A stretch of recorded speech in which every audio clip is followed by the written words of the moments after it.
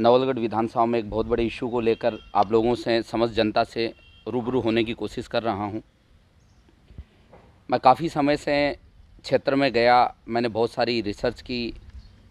मेरे एक चीज़ समझ में आई कि बहुत सारा विधानसभा का जो पार्ट है, किसानों की जो ज़मीनें हैं, वो मंदिर माफ़ी के दायरे में आ रही हैं। अभी मंदिर माफ़ी के दायरे में जो भी ज़मीनें आ रही हैं, उन किसानों को सरकार से संबंधित जो भी सुख सुविधाएं हैं, वो कोई भी सुख सुविधा नहीं मिलती है। उसमें चाहे केसीसी की बात करें या फिर सरकारी और कोई भी दूसरा अनुदान की बात करें, या जो केंद्र सरकार जो 2000 रुपये जो दे रही है उसकी बात करें, या फिर और कोई भी तरीके की पॉली हाउस का हो या कोई भी अलग प्रावधान हो, उन सब से किसान परिवार वंचित हैं। दूसरी चीज़ मैंने ये देखी कि बहुत सारे इस एरिया के किसान परिवार ऐसे हैं जिनके पास में जीवन यापन का जो साधन है वो सिर्फ और सिर्फ खेती है। उस ज़मीन में ना तो बिजली का कनेक्शन दे पा रही है सरकार, और ना उसके ऊपर सिस्टमेटिक कोई भी कानून लागू होता है। क्योंकि जो मंदिर माफ़ी का कानून है, वो मंदिर माफ़ी का कानून ये कहता है कि जो मूर्ति है वो नाबालिग है, और जो ज़मीन है वो मंदिर के नाम पे है, मूर्ति के नाम पे है। उसके अधिकार क्षेत्र की अगर कानून की हम बातचीत करें तो जो पुजारी परिवार है वो उस ज़मीन से सिंचित करके अपना परिवार और अपना पेट पाल सकता है। और जो भी हर राज्य में जो भी देवस्थान बोर्ड बनाए हैं सरकारों ने, वो उसकी सिर्फ देख रेख करते हैं।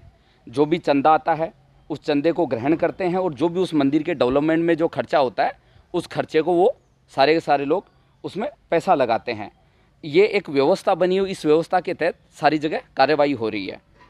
इस मामले में बहुत सारी जगह सरकारों ने कार्रवाई करने की भी कोशिशें की, ज़मीनों को नियमित भी करने की कोशिशें की, पर अगर हम एक्चुअलिटी में देखते हैं तो ये नियम विरुद्ध है।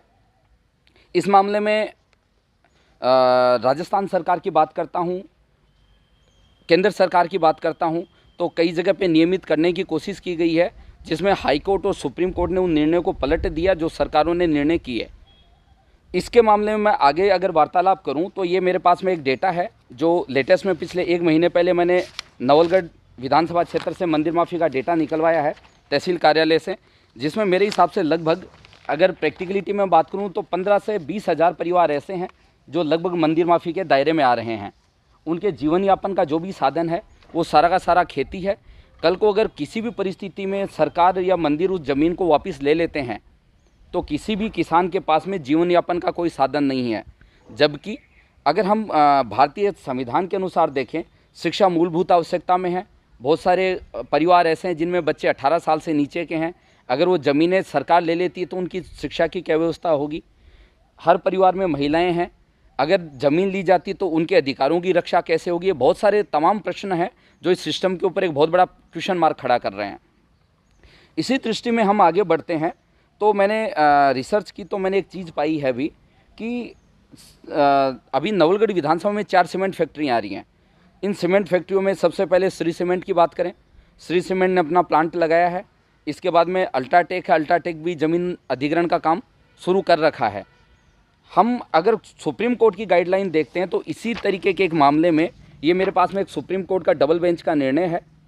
इस सुप्रीम कोर्ट के डबल बेंच के निर्णय में एक मंदिर माफ़ी की कोई ज़मीन थी, पुजारी परिवार ने किसी को बेची थी और सरकार ने उसको नियमन का आदेश दे दिया था।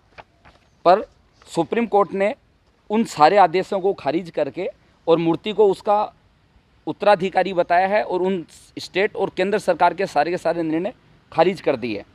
दूसरे मुद्दे के ऊपर मैं बात करता हूँ, इस उद्देश्य के ऊपर अगर बातचीत आती है तो ये जैसे अभी गोठड़ा एक गांव है अपने नवलगढ़ विधानसभा में, उसका एक डेटा मेरे पास में है।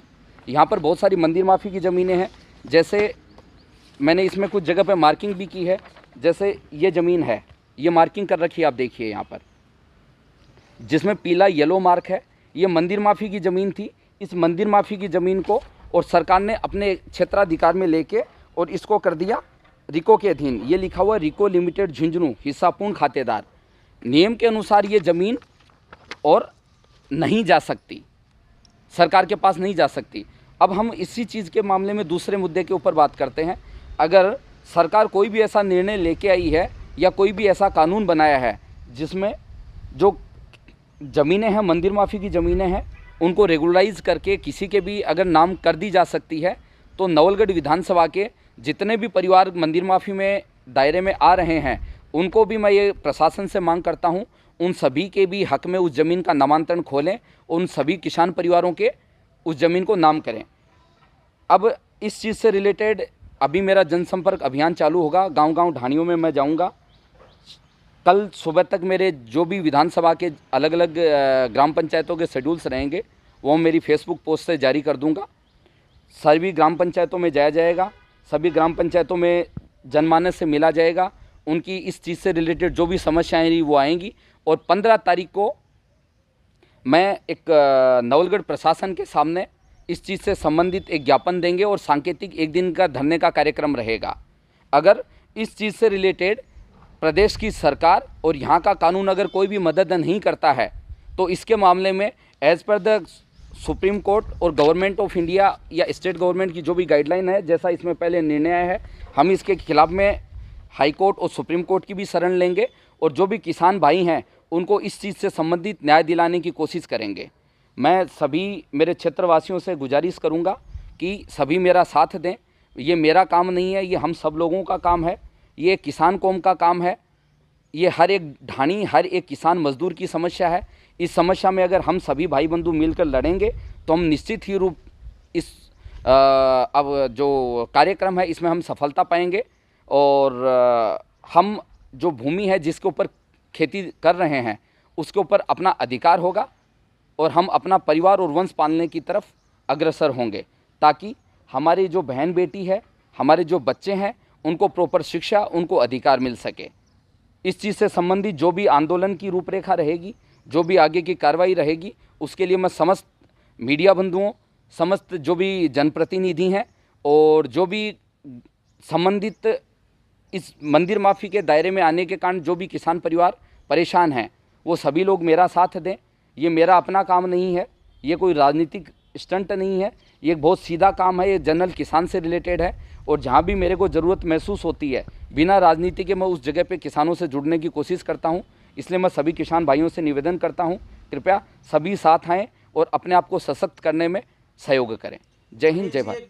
सुप्रीम कोर्ट के आदेश के अनुसार बसावा किलो की कुछ जमीनें हैं, वही सीमेंट फैक्ट्री के नाम करती थी, बताइए कि आपने इसी तो फैक्ट्रियों का मुद्दा है वो उठाया जमीन। हाँ देखिए, ये एक सुप्रीम कोर्ट का जजमेंट है। इस जजमेंट में एक मंदिर की जो ज़मीन है वो सुप्रीम कोर्ट का ये निर्णय है। इस निर्णय के अंदर सुप्रीम कोर्ट ने कहा है कि उस ज़मीन को ना तो कोई भी सरकार बेच सकती, ना उस सरकार कभी भी लीज पे दे सकती है, और लीज पे भी देने का उसमें एक प्रावधान है कि 3 साल के लिए लीज पे दे सकती है।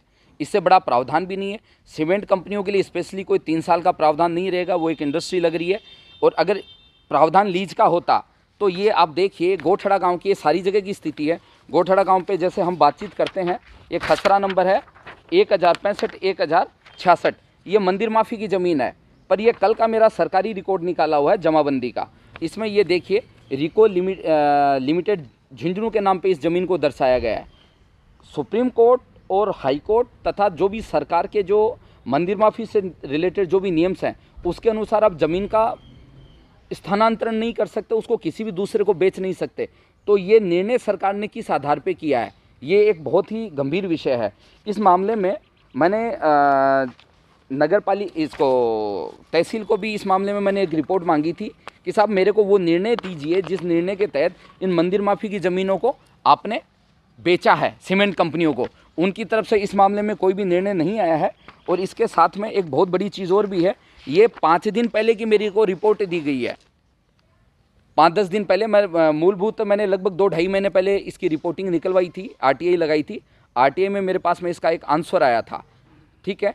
इसमें इन्होंने जो मेरे को आंसर दे रखा है उसके अकॉर्डिंग ये कह रहे हैं अभी भी 1 महीने पहले तक कि ये ज़मीन हाल फिलहाल भी किसान के पास है। ये सरकारी रिकॉर्ड बोल रहा है। जबकि इसी का दूसरे रिकॉर्ड की बात करें तो ये रिकॉर्ड ये कह रहा है कि साहब 4 महीने 2019 में इसका नामांतरण खोला था इन्होंने। सब एक चीज़ का सरकार 2 बातें कैसे कह सकती है। आप जो RTI का जो रिकॉर्ड दे रहे हैं उस रिकॉर्ड के अकॉर्डिंग आप 1 महीने पहले काश्तकार को उसका मालिक बता रहे हैं, ओरिजिनल मंदिर का मालिक बता रहे हैं। इसके ऊपर आप ये देखिए कि माननीय तहसीलदार की मोहर भी लगी है, माननीय तहसीलदार की मोहर भी लगी है। जबकि इसी ज़मीन को 4 साल पहले और रिको लिमिटेड के नाम पे कर दिया गया। तो ये बहुत ही गंभीर विषय है सोचने कि साहब सरकार किस दिशा में कार्य कर रही है। सरकार के अधिकारी क्या कुछ भी समझ नहीं पा रहे हैं। एक जगह पे सरकार ये कह रही कि किसान बो रहा है, एक तरफ ये कह रही कि मंदिर की ज़मीन है, दूसरी तरफ इन्होंने रिको को बेच के और इसके सौदे भी कर लिए सरकार ने। ये बहुत ही सोचनीय विषय है। इसके ऊपर आम जनता को विचार करने की ज़रूरत है। एक बहुत बड़ा जनमानस का जन आंदोलन है। इस आंदोलन के तहत हर एक जो किसान परिवार उसके साथ न्याय होना चाहिए।